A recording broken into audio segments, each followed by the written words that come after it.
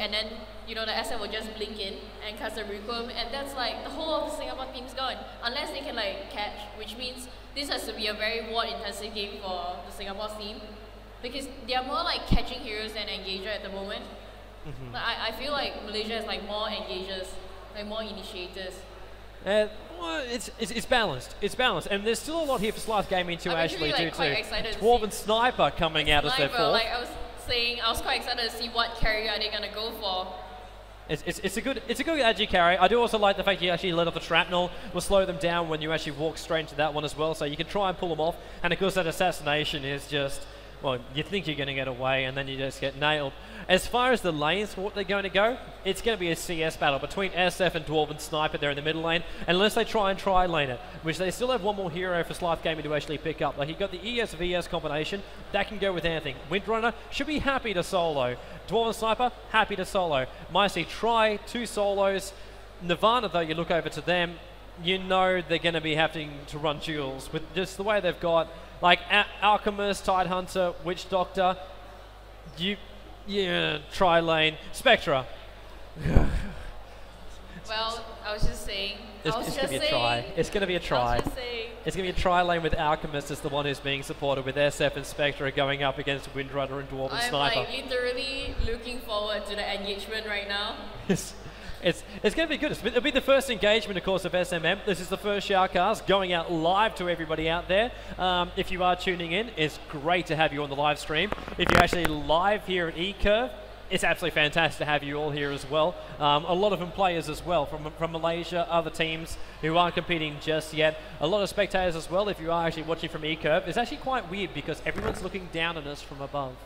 But we should be okay. Last pick.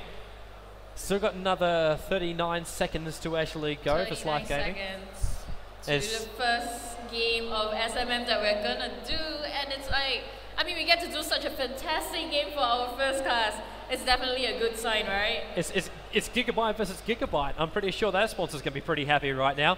But yeah, Scythe Gaming versus Nirvana. The second we went down there, he said, "Can you give us a match?" Said, "We've got this one." I'm like, "I'll take it." It's absolutely fantastic. 14 seconds for the last hero. It's counting down. 10, 9, 8. I don't really want to. I think we'll be looking at an Intel hero. Are we? Yeah, you'll be looking at some sort of Dirge is the lineup. So our end lineup, running it out, we'll have for the Scourge side. You can see him up on your screen pretty soon. Shadow Fiend, Witch Doctor, Spectra, Tidehunter, and Alchemist.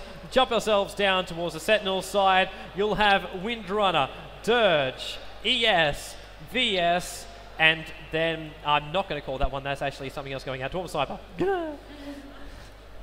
We go for that one. That was beautiful. What a beautiful introduction. You could have done it any worse. All right. I mean, based on the laning are going to be pretty standard. Recently, I've been seeing a lot of 113 play. Like, it's really popular, 113, and then they just do like pressure on both lanes, and then the other two are like just playing their RPG in their solo and their bottom or top lane. And we see like a lot of catching going on in the in the lanes where there are like 3 heroes. It'd be really good to see like SF going out with Sniper, because that'll be like, it's kind of like an even match. So who's the better player would win the lane. I mean, how important do you think First Blood is for this game? First Blood, you know what's going to happen in the middle. You got to shut down those big carries. I think the biggest thing for these guys, and I don't know if everyone knows how hard it is to actually communicate at a LAN event, is to actually be ready, know when someone's left a lane, and really be on top of it. If you're not, then you're going to get yourself caught out. And when you got 2 fantastic roamers in the Scythe Gaming's lineup with ES and VS, you just know something is going to hit you from the side. You don't know when. The fissure wall is going to be the first indication you've got. And once that double stun goes out, lock him in place, Dwarven Sniper can hit your butt out, and well, you got yourself an easy First Blood. But the foghorn has actually sounded off. We're actually into our first game here at SMM. We're coming to you live from Malaysia. Myself, Tobi and Killy Milkies, bringing you all the action for here. But we can finally call the lanes when the creep waves actually hit. Well, as you can see, it is the Sniper versus the SF in the middle lane. So at the bottom lane, you can see, well, here comes the Witch Doctor in the middle lane, just passing by, and at the bottom lane, you can see the Spectral and the Tidehunter going up against, let me see, against the Undying and the VS. That's a pretty good combination, right? Undying VS. That's kind of like what Singapore Gigabyte likes to do. All they are lacking is their Shadow Priest at the moment. And at the top lane, of course, it's the Alchemist going up against a Windrunner. Yeah, that's actually going to be a fun little battle up there on the top. Actually, we've already got our first engagement. The Titan Fish has gone off. Dirge trying to keep VS alive. It's not going to happen. Sky is the first blood here on the main stage at SMM. And NirvanaMY claim it up there. Ice. Ice. Ice. Well, there you go. First blood there. I mean, there was such a good engagement. You can see the Illusion just harassing. I mean, the Undying did try to pull a rip there. But, I mean, it was not enough. The Witch Doctor was like right on the other side with his Illusion, just going up against him. I don't think he really had much of a chance. No, you don't, especially when you get locked in a wall like that. It's very, very hard. Like I said, perfect visual all the time. Yeah. Yeah, if you get it, it's good. If you don't get it right, well, it gets a little bit narky for your team because they go, come on, dude, you like killed me or you killed them. Come on. Let's have a little bit more of a look. Bottom lane's actually been pushed back a little bit further now. Obviously with the creep wave pushing it naturally before. Alchemist using the Toxic Spray and trying to keep Windrunner off a little bit further there. Can also help with the last hits there on the creep wave, but he's going to have a bit of a hard battle there, being melee versus range. HY going up against Shoei in there in the middle lane. Sniper versus SF. We can't call the CS scores for you because the guys in here and they don't have that information. But it's going to be a very interesting battle to see who can really get farmed off. Look at the quick raises coming right out on top. Wants to get in there. In comes a splash from the Tidehunter as well. Shrapnel goes off. It will slow on. One Razor, two Razor. Almost caught. One more hit. Slav keeping him. No! Tidehunter. Big axe. Hurls it into the back. And Shoei goes down. Dwarven Sniper 2-0 already. NirvanaMY up. Such an amazing gush from the invisible Tidehunter earlier, and he tried did like two perfect raises in the middle. I mean, he did save the third raise because he did know that you know, Sniper is too far away from the tower. He can't run past the tower, but Sniper did try to pop a south, but it's not enough. I mean, you got caught at this situation where, you know, the Tidehunter is right up in front of your face. Nothing much that he could do right there. Yeah, it's all going to come down to rune control. We saw it already. NirvanaMY have taken the first two runes that have actually... Oh, damage! Right on top of Sniper. That was two razors and brings him down to a third HP. He wants to dive it. No, it's only going to steal a Turi from the Sentinel side. At the bottom lane, you do see like Undying had power tombstone out behind the tower, and a Fissure actually went up over here trying to catch either the Spectre or the Tidehunter, but you know, they're too near the tower. Nothing much can be pushed from Singapore's Gigabyte, but they are going to try again soon since they're playing like a three-man lane. So, you know, middle is being so aggressive here. Like HY is being so confident on having taken down the Sniper earlier. There you go, a race goes off there. It's so painful. I mean, you really need like what, a belt to survive against like SF. I don't think a belt's really going to save you at the moment. Just like what, three ways will take you down. Yeah, and because he's just running that bottle back and forth with a flying courier, I think it's almost HY's dedicated courier. You can brand him up and it's literally his for the moment, and that's going to give him all the mana. Look, straight up again. One Razor locks him inside the trees. He was thinking about going. He could have went up in front of it and could have caught the Sniper right there. At the top lane, there's also a lot of pressure. I mean, so much action in so many lanes. I mean, this is definitely such a good game to watch.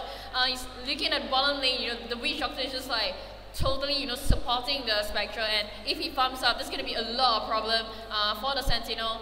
As you can see at the top, you know, the Alchemist is just going up against a Windrunner. Not much, you know, not much to be caught there at the moment, and I think they really need to ward smartly because, you know, the reason why the Sniper died in the middle is because of, you know, they didn't have ward, didn't catch the invis at the river. So you do see, having a look at the SF items, he's like fully utilizing and abusing his botter.